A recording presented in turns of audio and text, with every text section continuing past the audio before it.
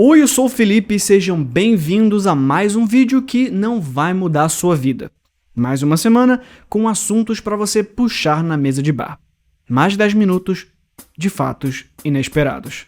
É difícil dizer exatamente quando começamos a acreditar em deuses e nos organizar em cultos ou formas primitivas de uma religião, mas o mais aceito é que quando começamos a enterrar os mortos e fazer um funeral em sua homenagem, foi quando começamos a desenvolver uma ideia de pós-vida. E o enterro mais antigo que temos conhecimento aconteceu por volta de 130 mil anos atrás. As pessoas eram enterradas com ossos e ferramentas.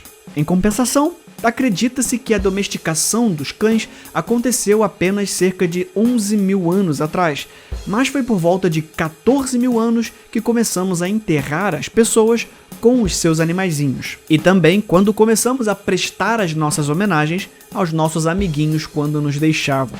No livro Companhia Animal e Nós, explorando os relacionamentos entre as pessoas e seus pets, você encontra o registro de algumas mensagens deixadas em epitáfios na Grécia Antiga e na Roma Antiga. As últimas homenagens de mais de 2 mil anos atrás para seus animais de estimação.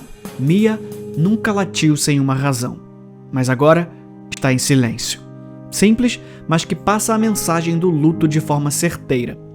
Dedicado a Helena, filha adotiva, alma sem comparação e digna de louvor. Esse é ótimo porque mostra que pai de pet já existe há milênios. Certamente, mesmo que você esteja morta nesta tumba, eu aviso os animais selvagens que temam seus ossos brancos, caçadora Licas, e que teu valor chegue ao grande Pelion e à esplêndida Ossa e os picos solitários de Cithairion. Aqui, as homenagens são prestadas a uma cadela de caça como se tivessem perdido um soldado honroso. E definitivamente o meu favorito, por lidar com a dualidade dos sentimentos. Estou em lágrimas enquanto te carrego para seu último lugar de descanso, tanto quanto me alegrei ao trazê-la para casa em minhas próprias mãos 15 anos atrás. Eu já perdi a melhor amiga que um ser humano poderia ter, e se eu pudesse tê-la de novo numa pós-vida, eu não pensaria duas vezes. Pelo menos isso eu tenho certeza que nós e seres humanos de milênios atrás temos em comum. A Disneylandia investe muito dinheiro para manter a magia dos seus parques temáticos. Deve ser por isso que eles nunca liberaram para qualquer estúdio gravar filmes em sua propriedade. O que não adiantou muita coisa. Você sabia que existe um filme de terror que foi filmado ilegalmente na Disney? Em 2013, Randy Moore gravou Escape from Tomorrow, um filme sobre um pai desempregado enlouquecendo durante a sua visita aos parques da Disney. E eu sei que você vai procurar para assistir, por isso eu já vou deixar o aviso aqui de que é um filme bem do meia boca. A parte incrível é os caras terem conseguido filmar isso. A Disney nunca respondeu sobre o filme e o máximo que fez foi confirmar à CNN que sabia da existência dele. Outros filmes até gravaram dentro da Disney, como Saída pela Loja de Presentes de Banksy, mas esse foi o primeiro a ser praticamente todo gravado lá dentro. Você já deve ter assistido algum filme, série ou qualquer coisa do tipo em que um vilão era apresentado como um fora da lei. E imediatamente você entendia que se tratava de um bandido, um indivíduo que agiu em desacordo com as leis vigentes. Só que o termo é um pouco mais complexo que isso. Um mero criminoso era procurado, capturado, julgado e assim cumpriria a sua pena, ou seria executado pelo Estado, dependendo da legislação e da gravidade do seu crime. Acontece que o fora da lei, ou do inglês outlaw, é muito mais que um criminoso. Como o nome sugere, o fora da lei é alguém que está fora da lei, ou seja, o fora da lei está fora do escopo de proteção da lei, o que significa que qualquer um tinha autoridade para caçá-lo, prendê-lo e até matá-lo. A pessoa teria os mesmos direitos que um animal selvagem, ou seja, nenhum. Ser declarado como um fora da lei era uma das penas mais duras dadas a alguém, porque não haveria lugar seguro no território onde a sentença fosse executada. Você sabe quem é o atual presidente da Coreia do Norte? Eu vou dar uma dica. Não é o Kim Jong-un. Pois é, o atual líder da Coreia do Norte assume o cargo de presidente da Comissão de Defesa Nacional e de um monte de outras instituições importantes dentro do país. O atual presidente da Coreia do Norte é o seu avô, Kim Il-sung. E aí você me pergunta, mas Felipe, o Kim Il-sung não morreu?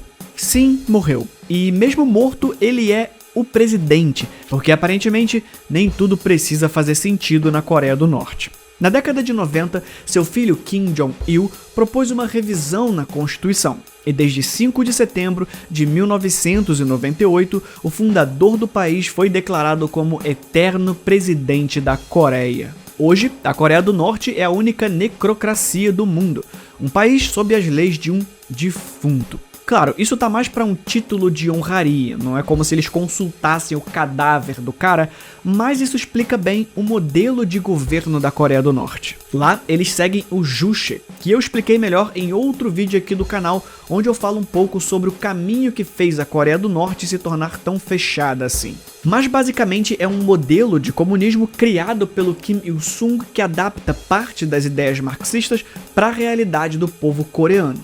E como esse modelo não pode ser substituído ou alterado, de certa forma, eles vivem sob as leis de um homem morto.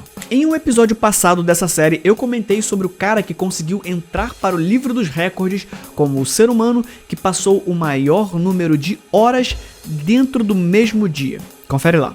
Agora, nesse episódio aqui, eu quero falar sobre os seres humanos que ficaram o maior número de dias no mesmo ano.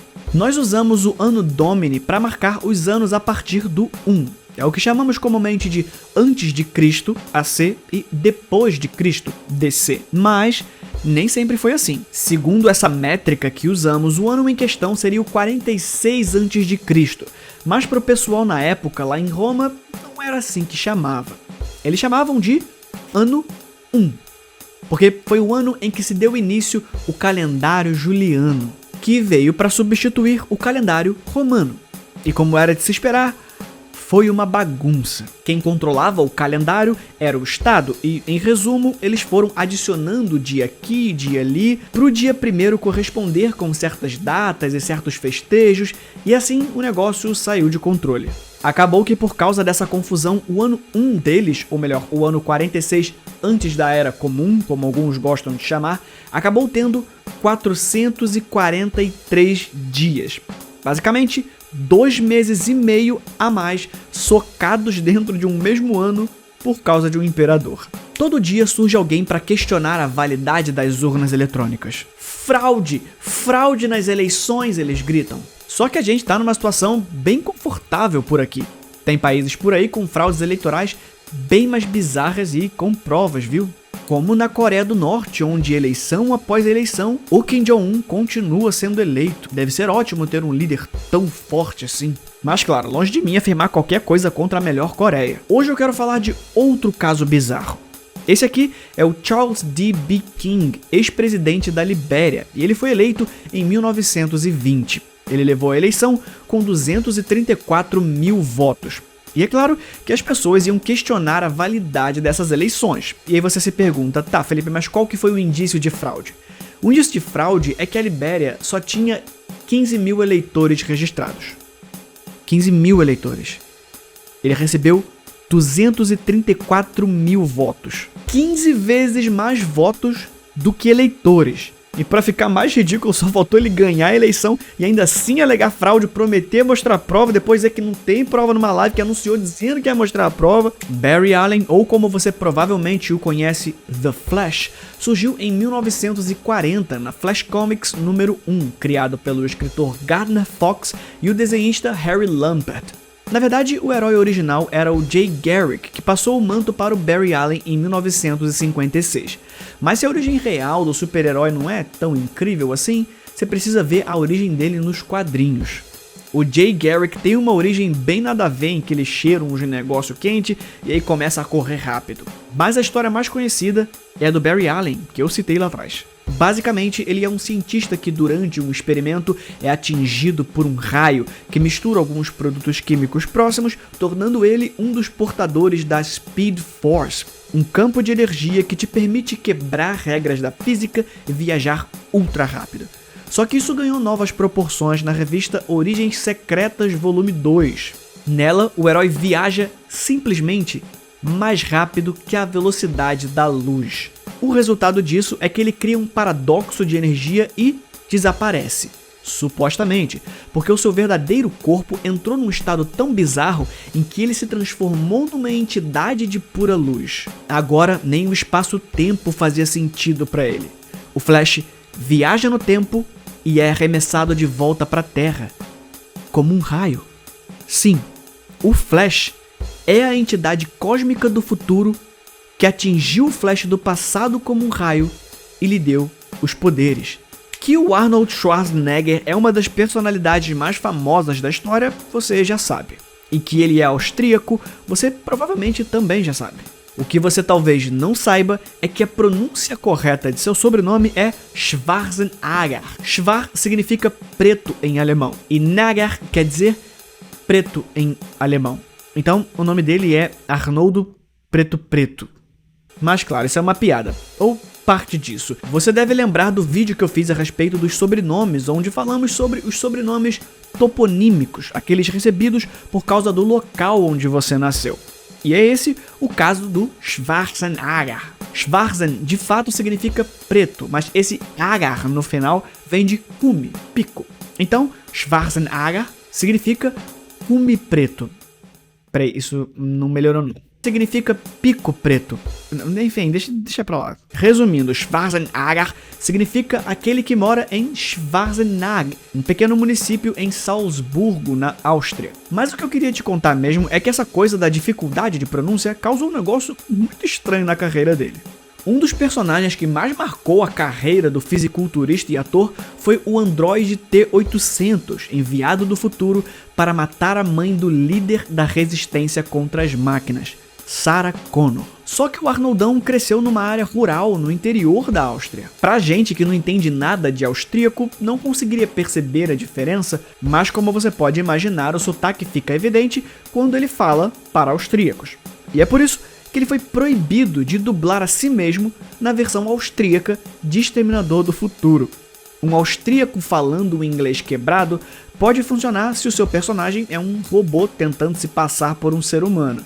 Mas o jeito como o Arnold falava seria mais ou menos o equivalente de um caipira pra nós, e as distribuidoras sabiam que seria meio ridículo um robô assassino que fala "Ô, bobo, vem comigo que você quiser viver, ué". Enfim, espero que você tenha se divertido, esse foi o nosso vídeo de quarta-feira. 10 minutos de fatos inesperados e absurdos. A gente se vê na próxima sexta com o Sexta Maldita.